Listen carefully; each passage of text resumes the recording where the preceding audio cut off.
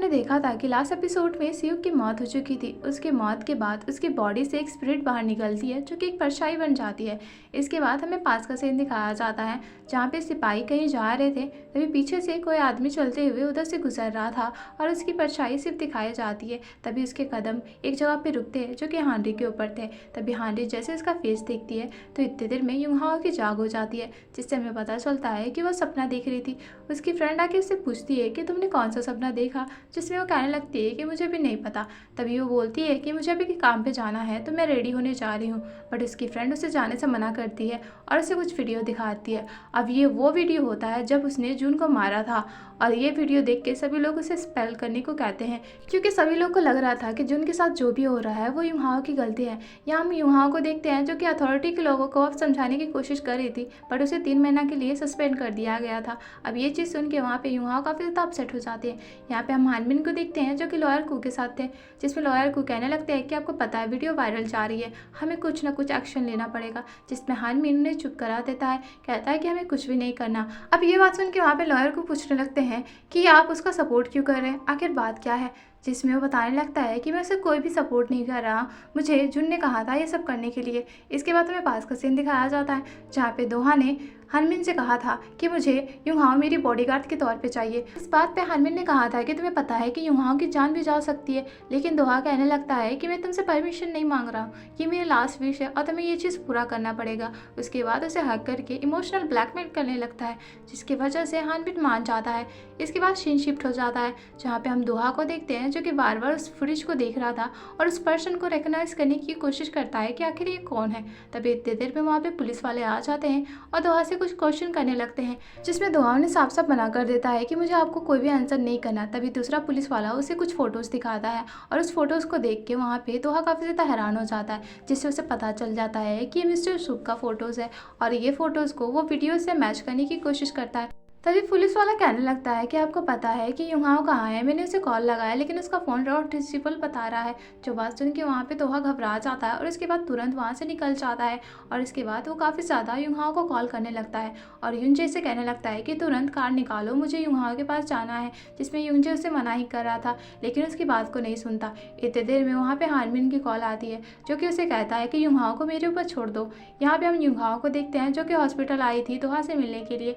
तभी वो देखती है कि हॉस्पिटल का बेड खाली है, तो वो पूछने लगती है कि हानबिन से तुम मेरे साथ क्या कर रहे हो, जिसमें वो कहने लगता है कि मुझे तुमसे कोई बात करनी है जिसकी वजह से मुझे झूठ बोलना पड़ा, तो मेरी हेल्प करो। इसके बाद सीन शिफ्ट हो जाता है, हम दोनों को कार में देखते हैं जहाँ पे हानबिन युंगहाओ से कहने लगता है कि मैं चाहता हूँ कि तुम जून का बॉडीगार्ड बनो। जो बात सुन के वहाँ पे युंगहाओ काफ़ी ज़्यादा हैरान हो जाती है और उससे पूछने लगती है कि तुम क्यों चाहते हो कि मैं एक बॉडीगार्ड बनूँ, जिसमें वो बता देता है कि हान रिवर में तुम्हें क्या लगता है जो हुआ था वो सिंपल बात थी, उसे किसी ने मारने की कोशिश की है, मैं नहीं चाहता कि उसे कुछ हो, इसलिए मैं चाहता हूँ कि तुम उसका बॉडीगार्ड बनो, जिसमें हानरी मान जाती है। इसके बाद हमें हानरी को दिखाया जाता है जो कि दोहा से मिलने के लिए उसके घर गई होती है और दोहा करके बुला रही होती है, लेकिन वहाँ पे दोहा कुछ आंसर नहीं करता और पीछे से पत्थर मारता है, जिसमें हानरी बोलने लगती है तुम्हें नहीं लगता कि अगर कोई इंसान तुम्हें बुलाए तो उसका आंसर देना चाहिए। जो बात सुन के वहाँ पे दोहा कहने लगता है कि क्या तुम मेरे लिए चिंता कर रही हो, जिसमें हानरी कहने लगती है कि ऑफकोर्स मैं तुम्हारी चिंता कर रही हूँ, तुम्हें पता है कि तुम्हें मर्डर करने की कोशिश की गई है। अब ये बात सुन के वहाँ पे दोहा कहता है कि डोंट वरी, जब तक तुम मेरे साथ रहोगी मुझे कोई भी इंसान नहीं मारेगा, इसलिए मैं चाहता हूँ कि तुम हमेशा के लिए मेरे साथ रह जाओ।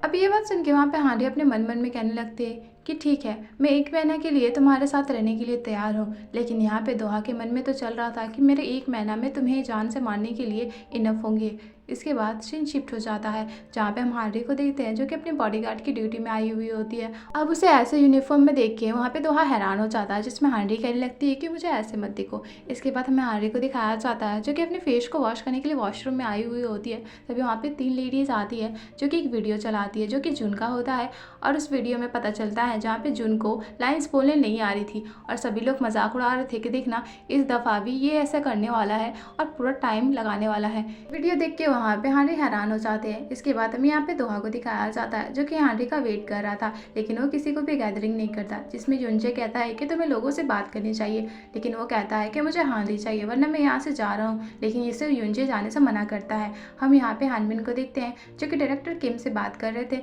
और उसे मनाने की कोशिश करते हैं। दरअसल यहाँ पे डायरेक्टर किम को ऑलरेडी जून की एक्टिंग के बारे में पता था, जिसकी वजह से वो गुस्सा होकर वहाँ से चले जाते हैं। यहाँ हम युंगाओं को देखते हैं जो कि दोहा के पास आती है और उससे बात कर रही थी। तभी वहाँ पे येसुल कहने लगती है कि आज तुम कितना टाइम लगाने वाले हो, क्या रात के 10 बजा दोगे तुम्हारे एक्टिंग को क्लियर करने में। इस बात पे सभी लोग हंसने लगते हैं। अब ये चीज़ देख के वहाँ पे युंगाओं को काफ़ी ज़्यादा गुस्सा आ रहा था। तभी वहाँ से दोहा जा रहा था तो युंगाओं उसे रोक लेती है, उसे कहती है कि तुम यहाँ पे बैठो और मैं चाहती हूँ कि तुम दूसरे को साबित करके दिखाओ कि तुम भी कुछ कर सकते हो। और उसके बाद वो कैमरा सेट करने के लिए चली जाती है। यहाँ हम येसुल को देखते हैं जो कि उसे मैसेज करती है दोहा को और उसे कहती है कि अभी भी टाइम है, तुम यहाँ से भाग सकते हो। अब ये चीज़ देख के वहाँ पे दोहा को काफ़ी ज़्यादा गुस्सा आने लगता है। इसके बाद वहाँ पे डायरेक्टर किम भी आ जाते हैं। जहाँ सेशन स्टार्ट हो जाता है तो डायरेक्टर किम दोहा से कहने लगते हैं कि क्या तुम आज का रिहर्सल कर पाओगे, जिसमें वो कहने लगता है कि हाँ मैं कर पाऊंगा। इसके बाद सभी लोगों का डायलॉग स्टार्ट हो जाता है, जहाँ पे एक एक करके सभी लोग डायलॉग बोल रहे थे। तभी दोहा की बारी आती है जहाँ पे वो काफ़ी अच्छे से उस लाइन को बोलने लगता है। अब ये चीज़ देख के सभी लोग काफ़ी ज़्यादा हैरान हो जाते हैं, डायरेक्टर किम भी। अब इसके बाद सभी लोग इसके लिए क्लैपिंग करने लगते हैं। सीन शिफ्ट होता है जहाँ पे वो लोग घर की तरफ जा रहे थे तो हानबिन काफ़ी ज़्यादा तारीफें करने लगता है दोहा का। इतने देर में वहाँ पे युनजे उसे हक करता है। अब उसे हक करने के दौरान उसकी वजह से उसका कॉफ़ी उसके कोट में लग जाता है, जिसकी वजह से दोहा के कपड़े गंदे हो जाते हैं। अब ये चीज़ देख के वहाँ पे युंगाओ कहने लगती है कि मुझे कार की चाबी दो, मैं इसके लिए कपड़े लेके आ जाती हूँ, जिसमें युनजे उसे कपड़े के लिए चाबी दे देता है और उसके बाद वो कार की तरफ जा रही थी। अब ये चीज़ देख के वहाँ पे दोहा भी इसका पीछा कर रहा था, लेकिन वहाँ पे डायरेक्टर किम उसे रोक लेते हैं और उससे बात कर रहे थे। फिर हम यहाँ पे तेजू को देखते हैं जो कि येसुल से कहने लगता है कि तुमने कहा था कि उसे डायलॉग बोलना नहीं आता, तो वो इतना अच्छा डायलॉग कैसे बोल रहा था। जिस बात पे वो कहने लगती है कि मुझे क्या ही पता होगा कि वो इतना अच्छा डायलॉग कैसे बोल रहा था, मुझे लगता है कि अब तुम्हारे करियर दावे पे लग चुकी है।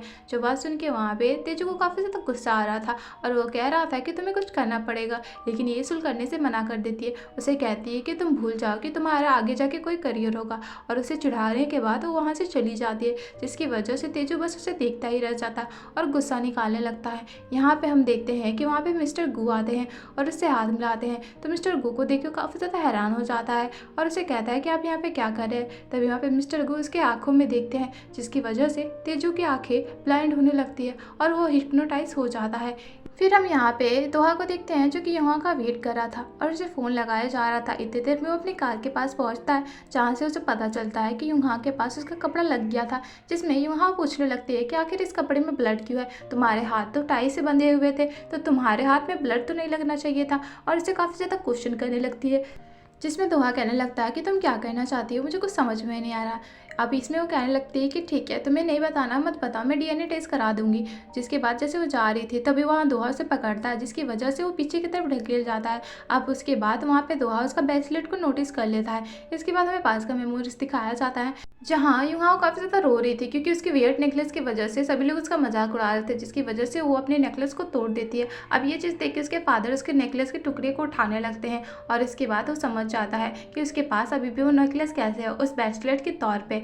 अब जैसे वो उस ब्रेसलेट को देख रहा था दोहा, तो इतनी देर में वहाँ पे युंगा नोटिस करती है कि सामने से तेजू उस कार को उसकी तरफ लेके आ रहा था और जैसे उसे एक्सीडेंट कर पाता तो वहाँ पे युंगा उसे देख लेती है। तुरंत ही वहाँ पे युंगा दोहा को हटाने लगती है, जिसकी वजह से युंगाओं को एक्सीडेंट से चोट लग जाती है। अब जिसकी वजह से वहाँ पे युंगा के सर से काफ़ी ज़्यादा ब्लड निकल रहा था। अब ये चीज़ देख के वहाँ पे दोहा काफ़ी ज़्यादा शॉक्ड हो जाता है और उसके पास आता है, उसे कहता है कि तुम इतनी जल्दी नहीं जा सकती, तुम्हें मेरे साथ रहना पड़ेगा, और उसे उठाने की कोशिश करता है, लेकिन वहाँ पे युंगाओं की आंखें बंद होने लगती है। और इसी के साथ हमारा सीन यहीं कट हो जाता है। मिलता है नेक्स्ट एपिसोड में। Thank you for watching guys.